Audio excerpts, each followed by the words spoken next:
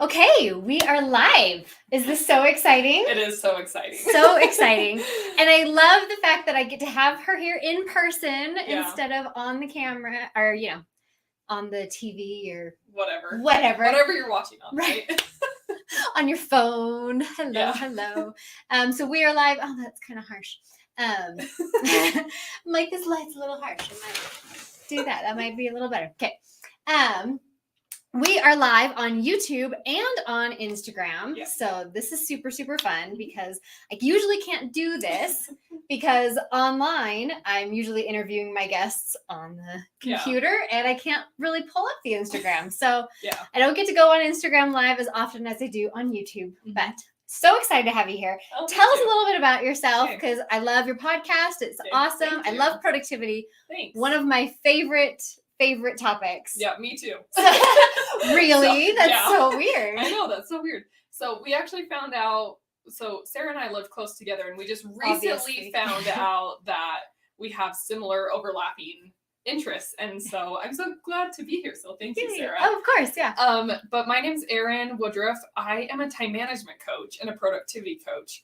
And I work with my target market is young moms or moms with young kids to help them learn how to build structure and routine in their home while also maintaining the adaptability and flexibility that's required for a family. Yes. So I do a lot of, and I have a baby of my own, so I do a lot of like using my own experiences and then also helping people structure according to what would work best for their family. So it's so much fun. That's so awesome. I love it. That's kind of funny how I kind of got started in all of this to begin with is way back when I had a new baby, I was trying to figure out the whole thing, the whole time management thing with a new baby and everything.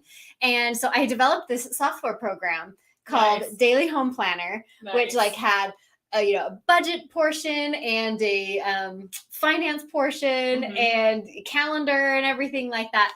I'll have to show it to you. That's awesome. And like great. And so I started a blog called Organized Mom. Oh yeah. Way back when, when blogs were just becoming a thing, and the blog kind of got more popular than the software program. So the software program went defunct, like, because it was right before everything was going mobile. Yeah. And like we had just developed it for the desktop. Yeah.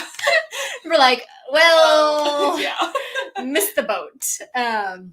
But anyway, organization, while I love it, is not like my true passion. It's technology is my true passion.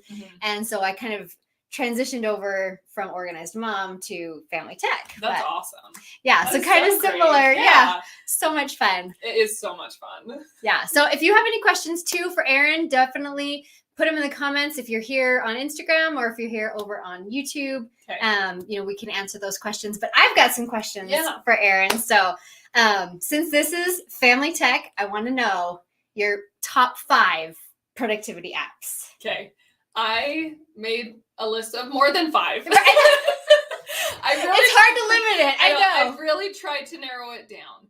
But the first one that came to mind, and that always comes to mind, is the Google Suite for me. Sure. I'm a huge Google fan. I love the Google Suite, and there's multiple apps within the Google Suite, so that was like one answer. But like I'm sneaking in like 5 apps into this first answer. Yeah, but I love Google Docs for productivity and collaboration. It's so easy because you can be in the doc and editing things at the exact same time. And I use Google Docs for everything, for like vacation planning or work or collaboration or like so many things. Yeah. So that's a huge one for me. Totally. Google Docs is great. Google Calendar. Yes. Another one. I know people don't like it, but, or some people don't like it. I personally love it. And I've talked to many, many people who have a different different color in their calendar for each one of their kids. Yes. And so they can keep everything and all their events in line, and I do the same thing based on categories of things that I'm doing. Right. So I love the Google Calendar. I love that. I'm going to piggyback off that for just a second. So what I do with Google Calendar, even when my kids are very young, I actually create them a Google account, like a legit Google account. Because if you create them a child's Google account, it's not going to allow this. Yeah. But I create them a Google account that they don't have access to. They don't have the password or anything like that. And then I will share their calendar with my calendar. And so it's automatically color coded because everything that goes on their calendar is automatically like a different color. Yeah. But then like when they get old enough to have their own calendar, like now they have access to all their appointments as well. And so I really like having a different calendar, not just like different colors, but like creating different calendars for different things. Well, and even if you didn't want, like if you who are all watching this didn't want to create a separate email account, you can in each calendar create separate calendars too. Yes, correct. So like that's also an option, but I would definitely recommend that because it's just so nice. It's easy. I share my calendar with my husband, and so we always know what each other's schedules are. Right. When we first got married, we had so many scheduling conflicts, and it was a problem because we'd be like, you told someone we'd be there. Right. We like, can't be there. We have this other thing. Yeah. And so we started sharing our calendars pretty soon after we got married, and it's just saved so much miscommunication, and it's just really nice. So, and I just want to mention, like, the Google Suite is free. So there's so many paid apps that you could get, but the Google Suite is free. And I just think what we have access to there is amazing. Yeah. And you don't have to have an Android to like utilize all the stuff with the Google Calendar. No. You can use that with your iPhones and everything. Yeah. Like and it's cross-platform. Yeah. And I have an iPhone. My husband has an Android, and we don't have any issues there. Because he's smarter. I used to have an Android. We can talk about that later.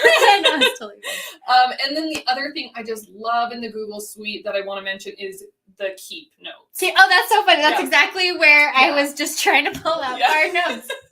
Which is funny because I saw you. I was like, I love the Keep notes. But same thing, the shareability, the access, and everything in the Google Suite syncs to your physical device, like your phone or tablet and the desktop. And so there's never a bump there. So I really like that because I have a PC laptop, but I've got iPhone. So like if you have all Apple products, they sync, but not if you don't. So the Google Suite does make that a little bit more fluid. Yeah. So I love that. No, with the good, I just like, I like all the things you're saying. I know. Well, I'm glad. With Google Keep, even like, because I've got older kids now, and so I shared a shopping list.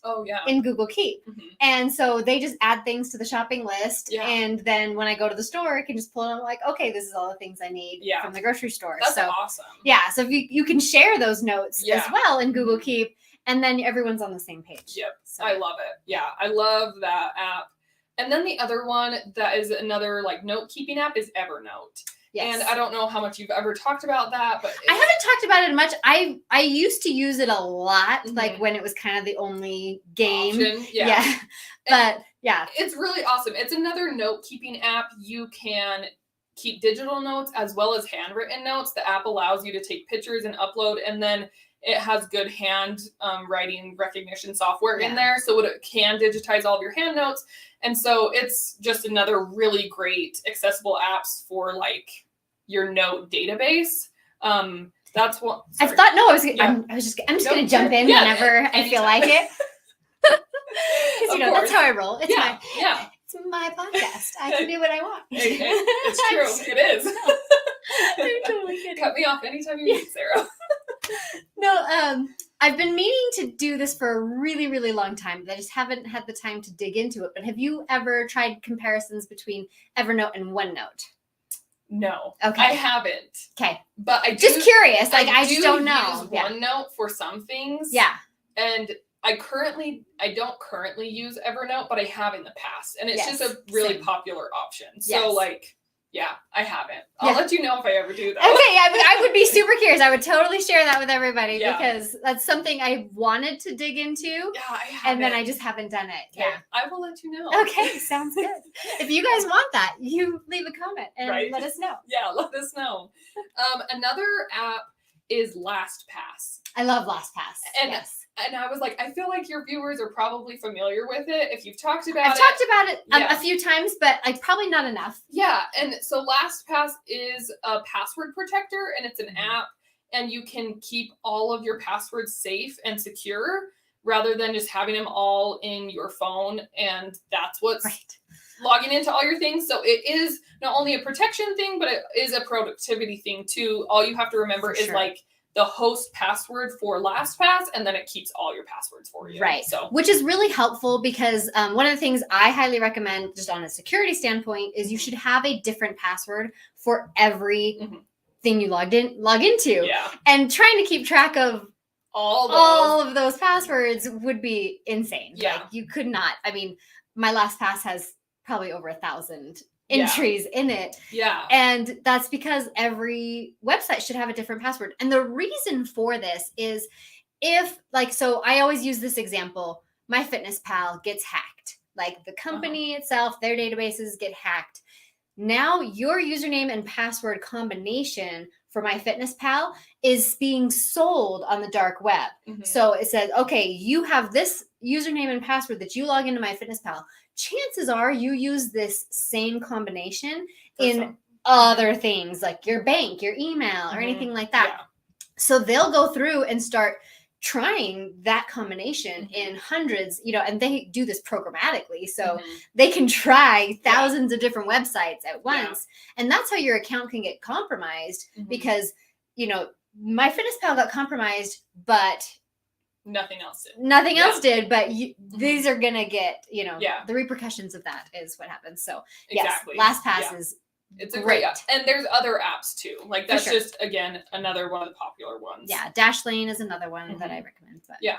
So another app that I love is Slack. Slack, yes. I love Slack for productivity and for organization, for collaboration and projects. Yeah. I've used Slack for work stuff. I've used it for coaching stuff. Oh, I bet. Sometimes I use it with my clients, and we'll just keep notes and whatnot in different channels. So the benefits of Slack is that you can break things down individually, and it's instant messaging. Right. Again, works on your desktop, syncs with your phone, all those great, easy, wonderful things. Yeah. But it is a really great option if you just need to be messaging with people, but don't necessarily want to always have a text thread going. Right. I feel like that's, because you can reply to individual comments. It organizes it really well. So yeah, and that I haven't thought of this before, but as you bring that up, because I use Slack. Like, I actually just have a whole Slack channel with just my sister. Yeah. And so instead of like texting each other, we end up using Slack. But I could see this as a really good solution for, I recently talked on Instagram about, iMessage, how people get excluded from iMessage groups because of their Android device and things like that. But if you create that same like dance class group in Slack, then it's so much more like involved. You can share notes, you can share all sorts of stuff. Yeah. Like, I can share this like calendar and you can see all of that stuff. Like, I think that's a way better option for, dance classes, sports teams. Yeah. Like, definitely. Anything you would have a group text for, you could do in Slack instead. Yeah, exactly. I think it's a great tip. Yeah. Yeah, I've used Slack for so many different areas of my life, and I've always loved it. So, and I've done it for church groups and all sorts of stuff. So it's been really awesome. I'm thinking maybe I should do that for our pods. Right. I know. I actually really, I've loved it. We can chat more about it too. We're going to continue this conversation. Yes, for sure. And then the last app, I know Sarah only said 5 and this is like 8. Oh, but my list would be like 20. It's fine. I know. And then the last app, I don't personally use, but I know people who do, and I just think it's such a fun idea. It's an app to help with focus and productivity, and it's called Forest. Oh, okay. Have you heard about it? I think I've seen similar apps. I don't know that I've tried Forest exactly. Yeah. But yeah. So it's on your phone, and you set a timer or whatever to get something done. And if you touch your phone or exit the app during that time, there's a tree growing. I was going to say you kill trees. Yeah, you kill trees. So there's a tree growing. Stop killing trees, people. So there's a tree growing the whole time. And then if you get onto your phone or close the app or whatever, then the tree dies. Yeah. And so the whole point is to grow a forest. Right. And so it helps to motivate you. And there's a ton of apps that are other alternatives to a Sure. forest, but I just think it's such a great idea. Yeah. So if you have a hard time focusing or you get distracted by your phone a lot, that getting an app like that would be really helpful. I'm curious because I haven't tried it myself, but like I heard of it. Yeah. Does it do anything to silence notifications on other apps? Like, is there a setting in there? I'm sure there is. Yeah, that would be a cool option for something like, okay, I'm trying to do this, so silence all of my other notifications. Yeah, that would be a good feature if it doesn't already have it. Yeah, exactly. And then I think that's all my apps. I have a million more, but that's all I'm going to talk about today. But okay, so then just a quick question. What is your favorite to-do list app? Keep. Oh, okay, that's interesting. Honestly, I really, I've tried so many things. I actually still use a paper planner. Yeah. Like, I love my paper planner. I'm the girl that had a Franklin at 12 years old, so I totally get it. I love my paper planner, so I actually use my paper planner for to-do lists a lot, and then I actually use Keep. I know there's so many other alternatives. Yeah, well, no, it's great. I have used them, but again, just the sync capabilities and the simplification. I feel like for me, sometimes simple is better. Sometimes and that's why I wanted to bring up the Google Suite in general. Yeah. We like want speaking of Slack. Right. I heard it. We want like a very specific answer. And so we go looking for an app when in reality, we just need to simplify and use what we already have, the free resources that are already available. Yeah. That's an interesting point. Because I'm such a productivity junkie. Like I'm constantly looking for just the perfect app to do exactly what I want it to do. And sometimes you're right. Just like going simple is probably just the easiest option. Well, and in the the spirit of productivity and time management, how much time are you wasting looking for the perfect app? So like just food for thought there. Like how much time do you really waste, thinking that maybe there's a better idea or a better app or whatever. So just doing things and keeping it simple, just find something that works for you. I understand that not everything works for everybody. Totally true. But for me, like between a paper planner and just a simple note app, it works great for me. Very nice. Yeah. My favorite to-do list app is Tick. Okay. I have like tried all of them. And I keep going back, and it's funny because like every time I go looking, like okay, I'm gonna go look at to-do list apps again, and like I go looking, I'm like, nope, still like Tick. Yeah. So I keep that one. But yeah, exactly. So, and you found what works for you, right? Exactly. Yeah. Yeah. So just looking around, kind of, maybe even like make a list of like things. Okay, I want it to do this, and I want it to do that. And then sometimes you're like, oh, you know what? Just this paper and Keep and a pen works the best. Exactly. Because you don't need to overcomplicate it. Right? Yeah, for sure. Oh, that's awesome. Well, thank you. If you had any apps too that you agree with, definitely let us know in the comments. So let's talk about time management. So, do you have any tips to avoid getting sucked into? Oh, sorry. I skipped down, didn't I? You're good. Yeah. Okay. Just kidding. We'll get that. We'll get to there. We'll get to there. Productivities that don't include an app. Yes. So let's hear the different tips you've got that like might be technology related, but not necessarily like an app. So I have a ton, but I'm just going to give you a few simple examples, and then hopefully anyone who's watching can take them and see how it would be really applicable for their life. Yeah. One thing that I do every day personally, I have an alarm that goes off at 8 a.m. every single day. And it's to remind me to take my vitamins. Oh, smart. Because it's something I want, but I just, for whatever reason, I cannot get that ingrained into my routine. Right. And so every single day at 8 o'clock, it goes off and I take my vitamins. And I haven't missed taking vitamins in, I don't know, a year or so. Right. But so like, again, being simple, right? Like I can never remember to take my vitamins. There's a solution for that. Just set a timer. Just use the technology to work for you. Right. Rather than always making your mind have to remember everything. There's so many other things we want to do. Yeah. When we can automate and simplify our lives, then it just is easier on our brain. Yeah, when I had to, I mean, my kids get themselves to school now, but when I had to like pick up, I had an alarm on my phone every day. Exactly. Pick up the kids because, you know, you get going about your day. Exactly. And then you're like, oh, shoot, I was supposed to pick up my kids 10 minutes ago. So, exactly. Same thing. Another productivity tip that I can give you is to get up the first time your alarm goes off. Oh, sure. So I know this is... She's like, I'm sorry. I'm sorry, you guys. I have coached so many people on this, and it's kind of funny how many people just snooze their alarm and snooze and snooze and snooze. Your alarm goes off at 6 and you snooze it for an hour till 7, and then you finally get up at 7. Right.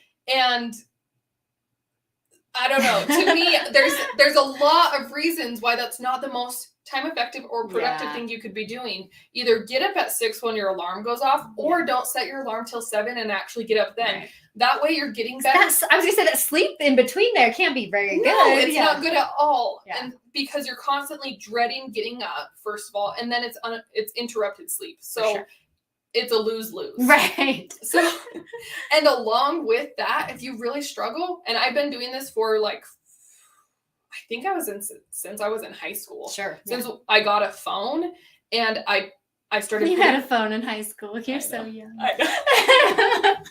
I am young. I had a pager in high school. It's cool. It's cool.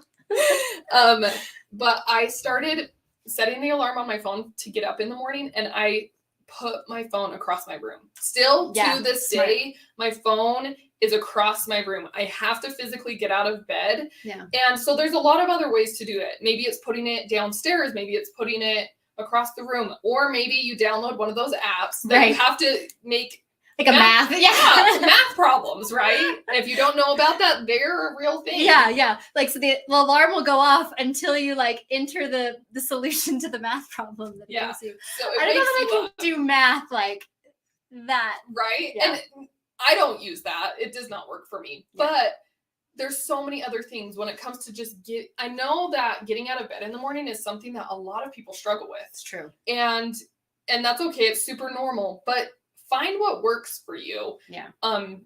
What kind of alarm are you setting? Are you setting an annoying one that you just want to punch your phone through the wall? Or is it something motivating or soothing and relaxing? For me, mine is pretty calm and it starts really quiet, and so it almost like brings me out of my sleep when it goes off. Same. And for me, that's like very soothing. But I feel like that alone is a huge way to start your day off on time and productively, because you're just making it work for you. And there's so many other things you can build into your morning routine. Yeah. You can find hundreds of ideas online if you're interested, but things about doing 10 jumping jacks right when you wake up, or washing your face with cold water, or just getting up when your alarm goes off.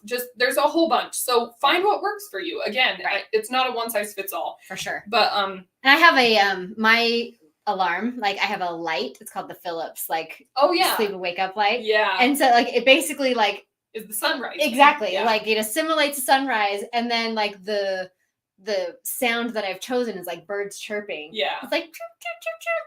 So like one day we had our window open and I didn't have my alarm set. It was like a Saturday, so like I don't have my alarm sets on Saturday.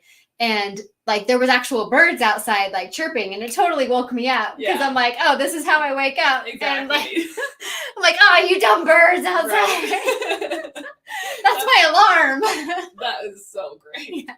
I also want to put an aside note here. Yeah. So I just read a book called Why We Sleep. Oh, it's really great. This man has dedicated his entire life to sleep research. Cool. It's very interesting. But one of the main suggestions that he gave was to get up within an hour of your normal wake up time every single day. Yeah. So like if you get up at 7 a.m.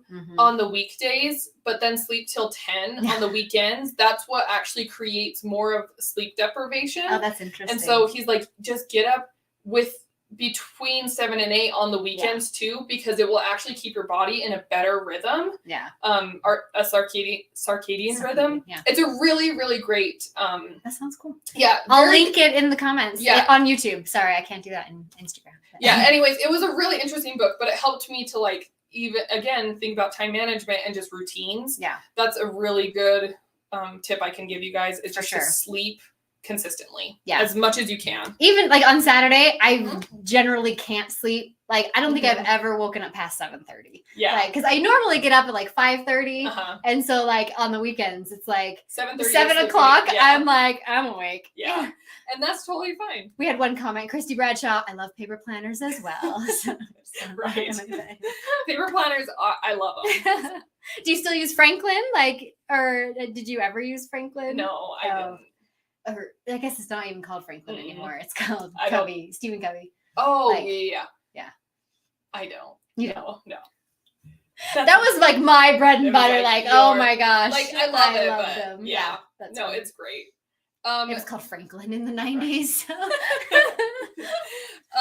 So, I already did mention this, but another huge productivity tip, again, is simplify your life. Right. So simplify as much as you can in different areas that maybe aren't related to technology. And one example I always give is laundry. I know some people will procrastinate laundry until they have no more clothes or no more underwear, right?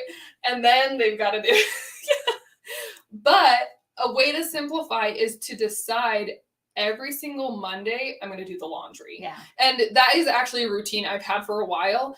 And I used to do laundry on the weekends, but I felt like it was just taking away from the enjoyment I wanted to have on the weekends. But I actually start laundry first thing Monday morning, and I do laundry all day Monday. And it's almost like a refresh to the week. Yeah. It's like, okay, here we go. The weekend's over. We're done playing. Now we're back to more of a work week schedule, more our normal routine. And I just do all the laundry. Yeah. And that has worked so good, but it's just like very routine for me now. Yeah. But again, it's simplified. Right. And it took away that stress of, I'm running out of clothes. I got to do laundry. Right. Yeah. So, and I know people that like to do one small load every day. Sure. That is not my style. Right. I like to just do one thing and have it done, not like a never ending laundry task. like every day, I'm never getting a break from my laundry. Yeah. But some people love it. So yeah. So that's another makes sense. But you can do that too with meal planning. Do you meal plan at the beginning of the week? I know I grew up with a family, and the mom. She grew up with a family. I grew up with a family. I grew up knowing a family the mom used the exact same menu every single month. Yeah. And so she found like her master menu for 31 days. And I'll then have to show you mine. And mine's 2 months. Oh, there you mine's go. 60 days. There you go. 8 weeks. See, maybe you'll have to share it with your viewers. But I do have an 8, and I actually made a PDF of it and everything, and it has like the shopping list, for every week and everything. I have that PDF. I'll link it. Yeah. Which is awesome though, because how easy does it make your life? Right. So easy. Week 1, here's my shopping list. Okay. And then you're done. It simplifies everything. Yeah. And so I actually love to try new recipes, and I've tried to do that kind of planning, and I don't love that, but I still weekly plan once a week. Yeah. And then it helps with grocery lists and whatnot. And I hate cooking. I don't do it. I love cooking. Well, good. You can come over anytime. I love cooking. Anytime. But my mother-in-law does not like meal planning in advance and making a shopping list. She likes to walk around the store and see what's on sale, and then she meal plans while she's there. That kind of gives me stress. Yeah, right. That sounds very stressful to me right now. But maybe to someone else it doesn't. Right. But yes, I'm kind of the same. I'm like, no, I like to have a pretty good idea of what I'm making. My problem is I'm not very creative. Oh. And I have to like I said, I'm a terrible cook. Terrible cook. I have to follow a recipe exactly. Mm-hmm. And so if I'm at the store, I wouldn't be able to I can use these ingredients to make this. What? No, you tell me what ingredients you need and I'll go get them. Yeah. Which is another great way to do it, right? Just knowing, I think that's a huge part as a coach, especially a time management coach, I see a lot is people don't necessarily, they're not aware of their strengths or their weaknesses. And being able to admit and acknowledge that I can't just walk through a grocery store and pull things off the shelves and make something. Right. That's something you're aware of. And so that's how you cater around your life to make your meal plan. Right. For me, I can walk into a store and be like, salmon's on sale. Yes, I'm going to do this and this and this. Yeah. And I really like that way of shopping. Right. Yeah. And so, just know where are your strengths, where are your weaknesses, Right. and none of them are good or bad. Just No, be like, for sure. oh yeah, that's not something that We're all different. exactly. That's what makes us. Yeah, That's what makes a great community. it does. Like, everybody is different. Well, and like really just acknowledging those parts of you. I think too much, and this is kind of a tangent, but like too much in our I love tangents. too much of our culture and society it was almost like we can't show weakness. Yeah. Or we have, rather than embracing like, I'm actually not creative when it comes to cooking, but I'm super creative when it comes to quilting or whatever. And just embracing. I know technology, and that's the limit. but she's so good at what she does, and she embraces it, and she knows it. And like crafting. Okay, I'll tell you a really funny story about that flower right there. Okay. I might even be able to pull it down. Like, I went to my friend's house, and she, like, see, tangent. I like tangents. Went to my friend's house, and like, we were just hanging out, but she's like a huge crafter person. Okay. And so like, she's like, oh, I have projects for everybody to do. And so she like had us all like doing these flowers, and I'm literally just like, and at one point she just finally is like, just give it back. I'll just do that for you. It's fine. You're like, not my strong I'm like, suit. yeah. Like, you take that. You're good. Yeah, here. Oh, I love Here, it. I'll grab the flower really But quick. she gave it to you, and that's so sweet. Yeah, see, look, see, there's the flower that I could not make. Couldn't make it. Anyway. Right. There's a lot of crafts. I'm like, I can figure it out eventually, but I don't want to waste the time. Right. So. Yeah, so we all have strengths. Yeah. We all have weaknesses. Yeah. It's okay to show them. Oh, it's okay to show them, and especially when it comes to productivity. Yeah. Because some people are really organized with their physical stuff, some people aren't, but they're just as productive. Right. So again, what works for you? Yeah. So for sure. Yeah, but those are some of my tips. I love them. Okay. Those are so great. So great. So let's talk about time management. What can help you avoid getting sucked into my favorite thing, social media? The black hole. The black hole. I promise, it's okay you're on Instagram right now. It's okay you're learning. Right. It's okay you're on YouTube. You're learning right now. Well, I personally don't think social media is inherently bad. We just overuse it. Yes. And so anything overused can be detrimental. For sure. Totally agree.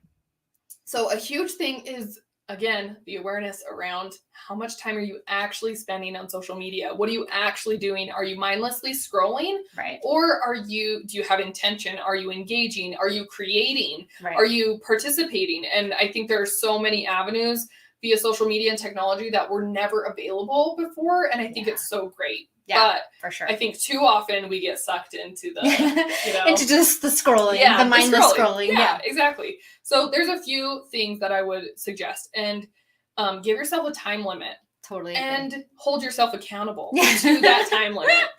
And I don't know what you're talking about. I never override the time limit I set on my social media stuff. Right? Because you can. If you don't know, there's like settings in your apps and whatnot. Right. You can set a timer of how much you can spend in an app. So it's... Yeah, and that's for Apple and Android. They both have so on Android it's called digital well-being. On Apple it's under screen time. And you can set time limits on yourself. And I've talked about this before too. Like you can put parental controls on yourself and it's okay. Like sometimes we just need the little extra reminder oh, I've been on Instagram for an hour. Okay. Okay, it's time to do something different. Yes. Yeah. Yep, because if you're, and I've been there, so from personal experience, I've laid on my couch and watched YouTube videos for 2 hours straight. Yeah. And you never feel good when you get up. Yeah. You might enjoy it in the moment, but when you stand up, you're like, wait, how long has it been since I even stood up, right? Yeah. It's not good for our physical or our emotional mental health. So for sure.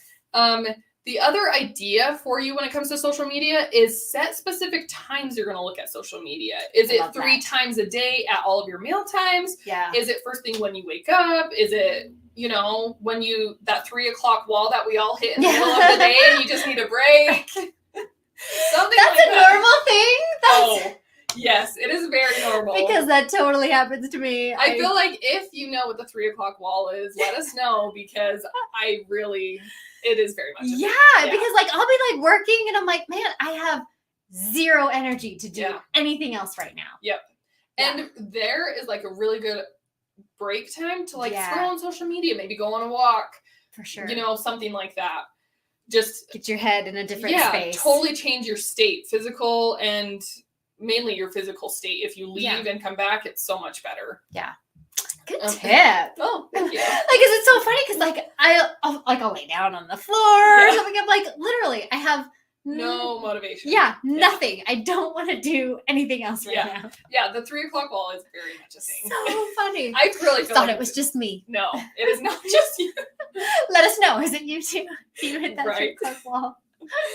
And then do a going back to screen time, do a self-evaluation and look and don't be judgmental of yourself. Yeah. Try to be as non-judgmental and just observe. Strictly be like, if it was somebody else and you were looking at their phone, right? Would you what would you think about that? Sure. And just look, like, where are you actually spending your time? Is it all on FaceTime because you're talking to people? Is it all on Instagram because you're scrolling? Like, because I definitely have my highs and low days just on my phone usage, but it's always interesting to just like, where am I actually spending time? Yeah. And how often, well, especially as a time management coach, I hear I don't have time. Right. I'm sure. And then you're like, okay, so how long did you spend that? And then I want to be like, okay, pull up your screen time. How much time have you spent on your screen today? And it's 4.5 hours. Yeah.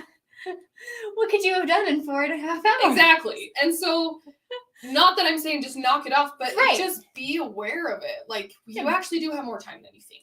Yeah. And like, I think it's the scarcity concept, you know? Yeah. So if you don't have much time to spend on Instagram, the time you spend on Instagram, you will be more like intentional about what you're doing. Exactly. Yeah. Yeah. Because then you actually really enjoy it. Right. Because if you're on Instagram every 5 minutes, because you want to be the first to know, then you're never actually going to enjoy the new content. Versus if you don't get on all day and then you get on at the end of the day and you just enjoy a whole bunch of stuff to look at. Yeah. And I love social media. I think it's so great, but it's always better when I take a really long break and then I scroll and I'm like, oh, this is so much more enjoyable because I'm not looking at the same post 15 times. Over and over. Yeah. That totally makes sense. Yeah. So being more intentional about, the time you're spending on social media. I like that. And then over time, you build your self-trust by looking at your screen time and being aware of it and starting to make changes. That's what builds self-trust to make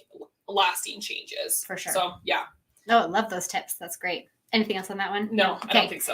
Perfect. Okay, so what are your thoughts on smart home devices? Okay, this is where I am so excited. Okay. I love all my smart home devices, but like I have kind of a mixed family that like, my husband doesn't like using smart home devices. So like all of the kind of routines and stuff that I want to set, like I can't. And so I'm just like, how much am I missing out on by not having like these cool routines all set up?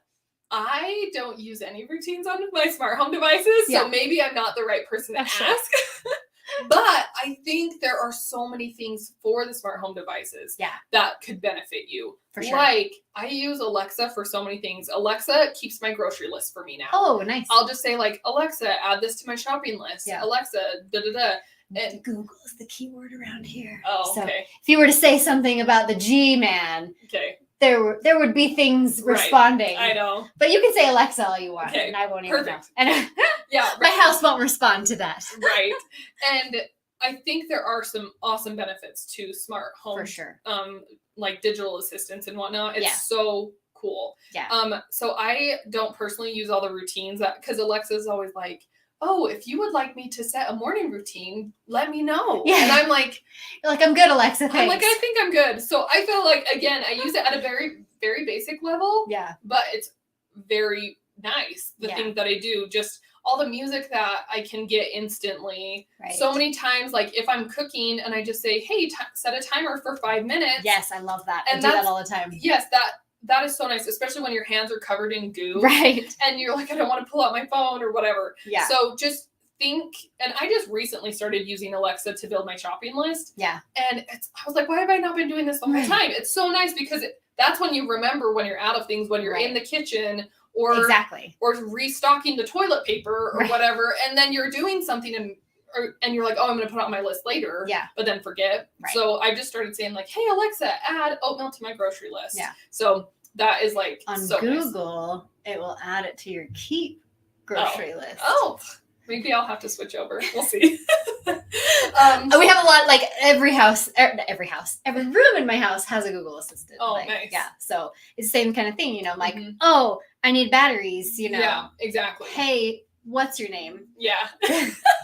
Add batteries to my shopping list, and then it just adds. Yeah, and it's so nice. And there are tons of other functions that the home assistants, and I don't know if you have them, but like turning off the lights. Yeah. Just all of those things. It's really convenient and really nice, just totally different. Right. That we have access to. So it's so cool. Yeah, well, and kind of energy saving too, not just like your energy, but like I can set up a routine so that when my phone leaves this geolocation, all the lights in the house turn off. Yeah, that's awesome. And sets my, thermostat to something a little higher because we're not going to be home. You know?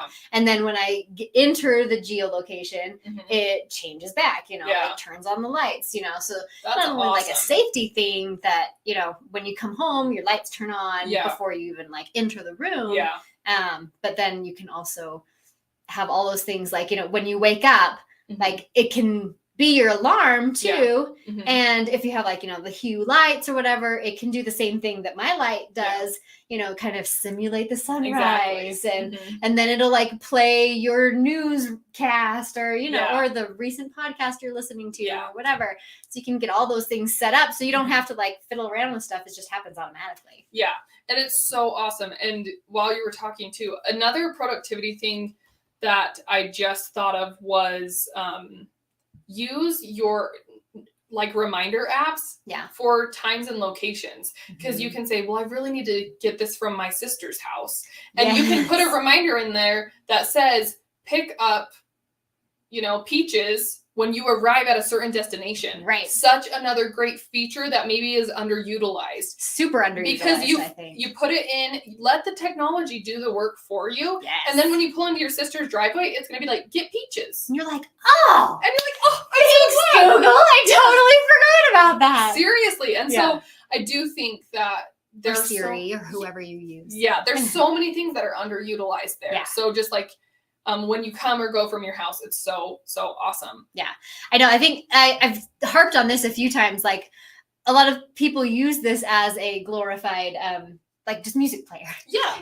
Yeah. Like that's all it does is just play music, but it can do so much more. It can do so much more to help you. And that's just so cool. Yeah.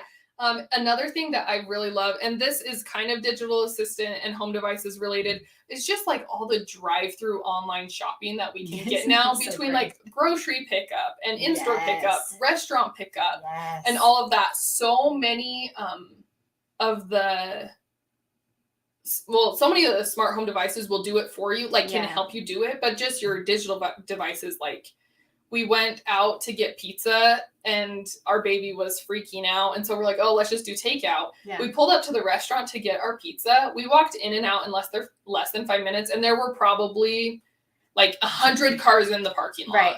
And people waiting. Yeah. And I was like, oh, I'm so glad. And it doesn't take much time. It just takes a minute of thinking ahead and planning ahead. And that's where like time management and planning actually come in. It's just making decisions ahead of time rather than in the moment. It's actually going to save you a lot of time. And I understand eating out is something that people really enjoy. So I'm not saying don't eat out, but even then, but if you're hungry and you just want food over the experience of eating out, then definitely go and order online first, so like even if you're going to stay there, because this is what I've done too, is I'm meeting friends at a restaurant, I'll order ahead and then like I get there, I grab my food and sit down and and then we can just eat. Like I don't have to like wait for it, everything. I'm like, I'm hungry, I need the food now. Right. Like, well, another side note story. We love tangents. Right.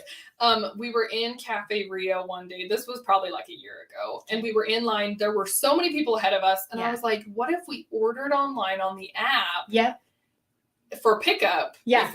And let's just see. It was more of an experiment. Right, yeah. Who gets there first? Yeah, who gets there first? Is it the online order or do we get to the line? Because we could just cancel the order, right? Right, obviously. Anyways, so we placed it online and then we got out of line. Yeah. And we were just watching the guy who was in front of us. Smart. Yeah. I love it. So we're like, okay, when does he get there? And we had our food probably 15 minutes before he got in line, to the counter. And we were like, that is so crazy. Wow. And we never left the restaurant. So even if you're waiting in line, think about ordering online.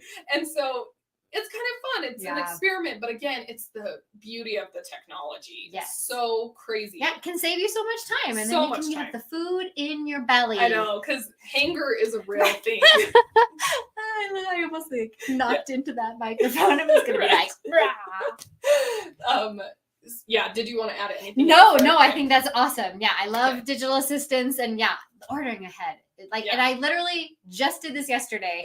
We were doing the parade of homes with two of my friends and I had my kids in the car too. Like, hey, we could probably eat. And I'm like, okay, quickest thing that we can do, in between different homes that we're going to go look at. Okay, Chick-fil-A, ordered on the app, went, picked it up, and we ate it in our car. Yeah. As you're driving to the next location. Yeah. It was just so fast. Yeah, it is. It's amazing. Especially Chick-fil-A. It's crazy. If you haven't ordered online from there, try it. I was saying, even just aside from ordering online, which I always do anyway, their line, they are efficient. And I heard at the beginning of COVID when all of the vaccines. The lines for getting tested and stuff. It's just stick some Chick-fil-A employees over there. I heard that too, and I was like, it's true. The Chick-fil-A lines, they will get you through that line fast. Right. Yeah. All right, so let's talk about mistakes because I'm a time management productivity junkie and I definitely make mistakes. Oh, I do too. So what are the biggest mistakes you see people making? So there's so many, but the biggest one is that people aren't taking accountability for their own actions and their own time. Yes. It's too easy to act like something happened to us. Yeah. To say, oh, it was so funny. Oh, I couldn't stop watching. I couldn't put it down. Right. I couldn't walk away. It was the best part. And we're putting all of the responsibility on something outside of us. Right. Whatever it is, right? Yeah. And maybe it's TV, your phone, anything. And Stranger Things just dropped. I can't do anything except for watch the rest of it. Exactly. And binging shows and whatnot. And once you get in it, you're like, no, I just got to finish. I got to finish it. So I think that's the biggest mistake just in general is that those things are completely neutral in our lives. Yeah. And we need to take accountability for how much time we're spending. Again, back to the screen time. Don't be judgmental of yourself. Just be observant and actually pay attention. Where are you spending your time and be accountable for it? Just don't say, well, that YouTube video was an hour and I didn't know. Yes, you did. You pause it. You're okay, how much time is left? Yes, you did know it was an hour.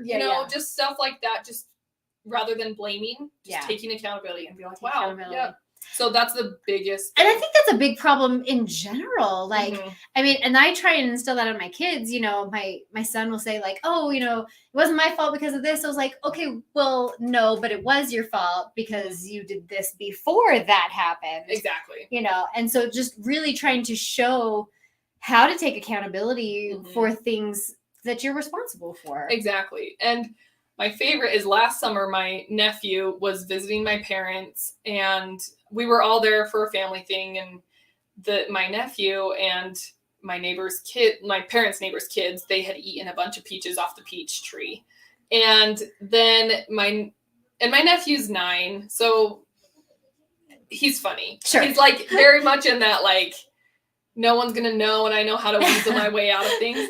I'm smarter than everybody. I can figure this out. And he's delightful. But then he was like, well, if the tree hadn't been there, then I wouldn't have eaten the peaches. The tree. It's not my fault that the neighbor just had peaches in their yard. And again, And I'm like, Jay, but you ate the peaches. Right. And they had eaten so much, they were all sick. For and sure. It wasn't an issue that they ate the peaches. Right. It was just like they ate too many. Yeah.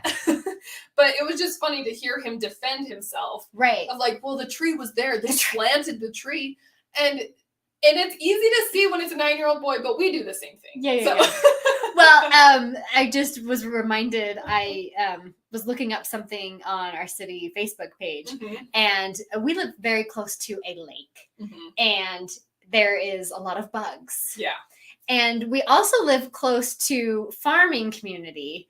And so like people were complaining about the smell from the farms, but like the farms were there first, you moved in right next to a farm. Yeah. Like you can't really complain about the smell. And so I made a joke and I said, I live next to the lake. Can we move the lake? Yeah. Like, because there's too many bugs from the lake. Can you move the lake? Yeah. Because I moved here. Exactly. And it's putting that responsibility like way outside of ourselves, even though it doesn't really make sense. Yeah. So. Just move the whole lake. Yeah. Yeah. Because it's just that simple. It's super easy to do.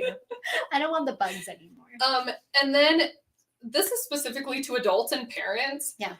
Are you as strict with yourself as you are with your kids? If you have consequences for your kids, do you follow through, first of all? Yes. Do your kids know what the consequences are? And are you doing that for yourself? Because sometimes I have definitely felt like, especially having a baby in the last year, I've been like, who put me in charge? Like, how did I get here? Yeah. Why am I the adult here? But there really is no one in charge of you anymore. Yeah. So you have got to be accountable to yourself. Are you disciplining yourself? Yeah. Do you have consequences for yourself? Whatever that looks like. And maybe there are also positive consequences, right? Maybe you only spend 2 hours on your phone for a week straight each day, and then you get to go get ice cream or whatever. Yeah. But just holding yourself accountable, and again, building your self-trust, and be just as strict with yourself as you are with your kids. Yeah, and that actually builds trust with your kids as well, totally. Because they see that like it's not just these arbitrary rules that you're setting on them. It's rules that you are okay with following as well, know. So, hey, you've been on your phone too long today. I don't want them to ever be able to be like, well, then how long were you on your phone? Yeah, exactly. Because that just show, like lead by example. That's the thing. Exactly. Like if I'm at a restaurant and I'm on my phone and then I'm telling my kids to get off their phone at the same restaurant, that's, it doesn't have to be fair, but I'm like, but it's not fair to require that of your kids. Exactly. If you're not requiring it of yourself. Yes. And just because we're the authority figure, the parent or whatever, doesn't necessarily give us the right to impose something on them that we're not willing to take on ourselves. Exactly. So just something to be aware of. And this process, it takes, are we running too long? Oh, no, we're totally fine. Like, I mean, honestly, I just started one, but like if it goes a half hour, great. If it goes 5 hours, great. But awesome. I won't keep you here for 5 hours. But no, there's no set time. I promise I have an end to my notes eventually. But I will say, having a conversation with your kids, especially when they're older, and being able to be honest with yourself, it takes humility and vulnerability and willingness. And those are not easy emotions to have. And that really, as a time coach, I actually talk about mindset and emotions just as much as I do about action and productivity, because what we're thinking and feeling about what we're doing is actually what's going to drive our continued behavior. So if we're not willing and vulnerable and humble enough to make some changes, if we're just doing it out of shame and guilt, that's never good, to be driven by those emotions. But if we're willing to be honest and open with our kids, with ourselves, that is the most like transformational thing that can happen in that scenario. And what you were saying about time on your phone too, stories.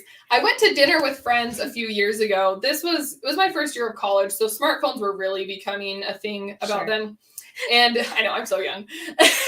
It's fine. I talk to young people. Anyways, we made a rule. We had to all of us put our phones in the middle of the table. I love that. Yeah. And if you touched your phone while we were while we were at dinner, you had to pay for everyone's meals. I like that. And so, but if no one touched their phone, then you just paid for your own. Yeah. But it was a really good motivator for us to actually just enjoy the company that was there. And we had such a great time. It was really memorable. And it was also kind of a fun social experiment because notifications were coming in. Right. And like, and it gives you that anxiety. You're like, there's a notification. I need that notification. Exactly. But like I have to respond right now, and you don't. Like, it's okay. I promise you don't. If someone really needs you, they'll call you multiple times repeatedly. Right, for sure. Yeah. Like your phone will blow up. Yeah, like it will keep going. Exactly. So there's some other side notes, things you can try. And I know families too, and maybe we've talked about it in my household. As our kids get older and whatnot, we will make like a no cell phone rule at the dinner table. Yeah. And so, just once a day, like we're all together around the dinner table as a family. So whatever works for you, for your family. Sure. Maybe it's breakfast, or maybe it's when you're outside and none of you have your phones while you're outside, stuff like that.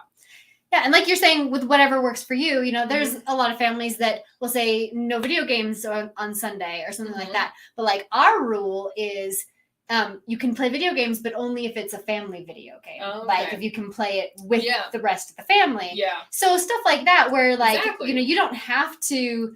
It's ban all or nothing. Exactly. Yeah. But like if you take what you think, oh, that will really work for our family, and you go with that. But like, and you were saying, taking that responsibility, like, okay, there's probably some things that could change. Yeah. That I need to look at. Yeah, especially when you're not happy with the way things are going. Yeah. If you're like, no, we need to change this, and you're doing it out of frustration or like urgency, or it's impulsive. Yeah. Again, your family's not going to react well versus, and yourself, you're not going to react well. If you're like, okay, no more. Like, I'm never going to eat chocolate again. What do you want? Chocolate. Right. It's just like immediately. It's not sustainable. So yeah, that's so true. Like, I like how that you analogized it. Yeah. I like to make up words. With like a diet, because it's just like that, where you're like a diet. Like, okay, forget it. Like I'm not happy with this. I'm going to change everything. And it lasts like a day. Yeah, exactly.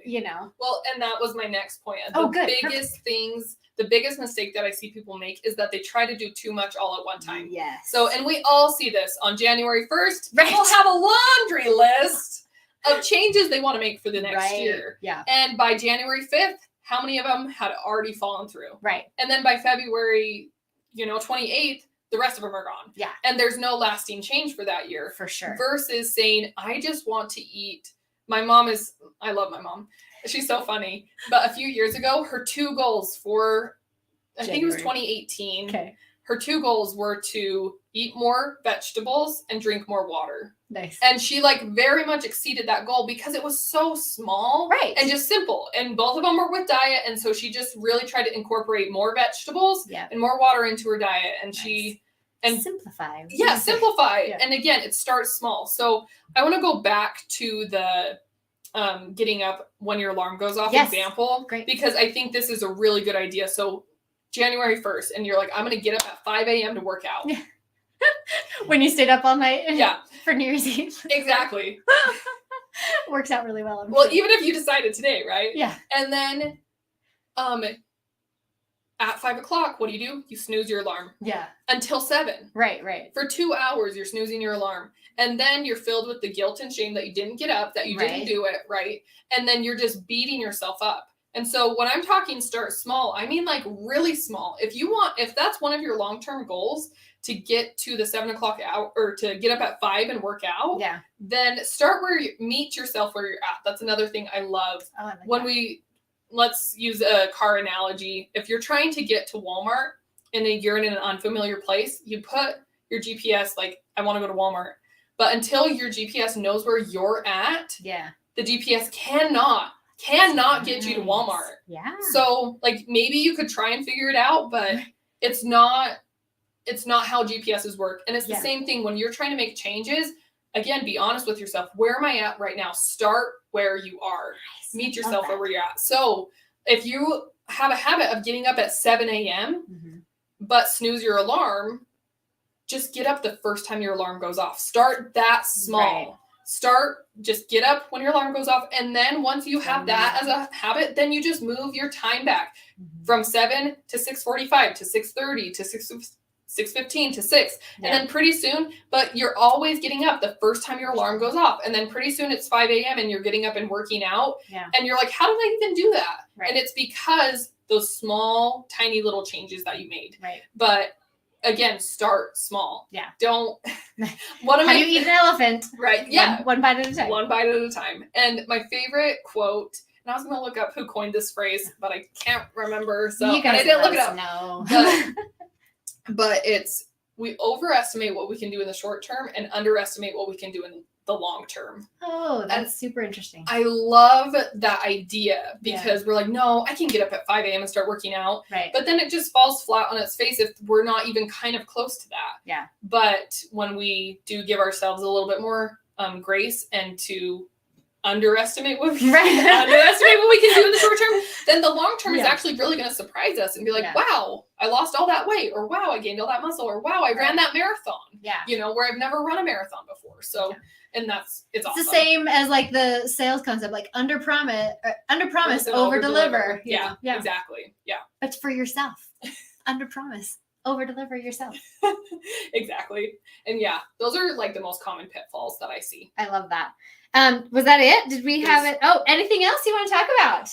The only thing that I did want to talk about was a great baseline, I guess, for yourself is to ask yourself, am I using technology as a tool, or is it an additional limb? Yes. And to be aware of your familiarity with your device, because my baby just turned 1 and she is already so in tune with my phone. I'm like, I'm afraid she's going to think that the phone is a part of me or that it's a member of the family.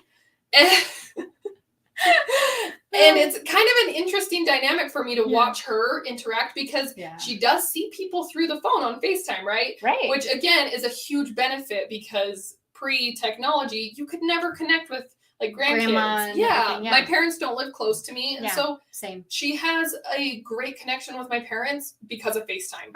So she does see people through the phone. But does she think they live in the phone? Does she think grandma's in there? Yeah, exactly. Do they? Yeah, just all sorts of stuff. When you visit them, you take them out of the phone. Yeah, so these are things that I've really been thinking about. And I've just been really intentional of like, am I using my phone as a member of the family, as an extra limb? Is it a part of me, or am I using it as a tool?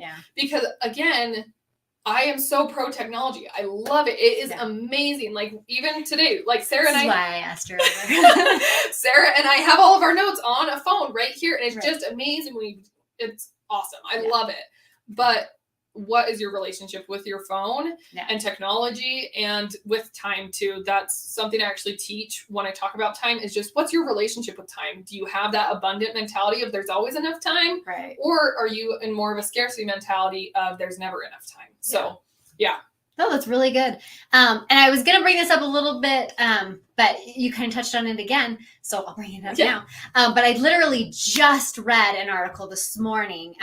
There's a BYU professor that I really love who I'm actually wanting to get on my show. Oh, thanks. And she's done a few social media studies about teens and things like that. And like totally her perspective is exactly how I feel about it and everything. And so and her name is Sarah. So of course, great. Naturally. Yeah. But so it's so funny because this news article just popped up in my news today too. And it was about that, how parents who spend too much time on their phones and like on their social media, their kids are the ones that are more prone to depression and things like that. It's not the fact that the kid is on social media too much. It's the parents' interaction with them or with the phone. You know, if they're like, you know, okay, well, hang on. I need to like finish this YouTube video or whatever. That's the dynamic that's kind of getting kids into situations. Yeah, exactly. Because in your kids' eyes, the phone is more important than them. So just being aware. Am I placing the phone ahead of my children or a friend? Because I don't have a smartwatch and I'm not anti-smartwatches, but I will say this. Nothing is more frustrating to me than when I'm in a conversation and someone's watch buzzes and they look at it and start scrolling. Yeah. I've just got to the point where I stop talking because I know they can't hear me. Right. They're not listening to me. Yeah. But it makes me feel dismissed. Yeah. And I've said it to a few people that are in my life that are close to me. And I've told them, like, I really don't appreciate when we're talking. And you check your smartwatch. Yeah. And there's a difference between like being in a casual conversation versus like actually having a conversation. Sure. But it's the same thing. I haven't checked mine once this whole time. Like, I don't feel, well, thank you, Sarah. I don't feel, it has buzzed. I promise. Like, it's crazy because like I'm an adult and I feel dismissed when someone does it. So how does your kid feel? Yeah. When you are putting your phone or your smartwatch in front of them? Totally. So, just something to be aware of. Yep, I love that. Well, awesome. This has been an awesome conversation. I might have to repeat this. Like, it would be we'll fun. come with a different topic, and there's so much to talk about. So much you can talk about with productivity, and I just love this topic so much. So awesome. So thanks. Definitely go check out her podcast. Time is on your side. Yeah. Time is on your side podcast. Available on everywhere podcasts are available. So definitely leave her a review. Yes. Check those out. Awesome podcast. Yeah. Let me know what topics you would want me to cover. For sure. Just what would be beneficial for you. Yeah. And ErinWoodruffCoaching.com. I've got all of them linked in the comments of the YouTube video. So if you check me out on YouTube, definitely check that out. But thank you. Check out Thanks Erin so much, Woodruff. Sarah. It was so good to be here. Thank you all. Yeah. And thanks. Yeah, thanks. We'll see you guys next time. We'll see ya. And review. And then we got to end over here too.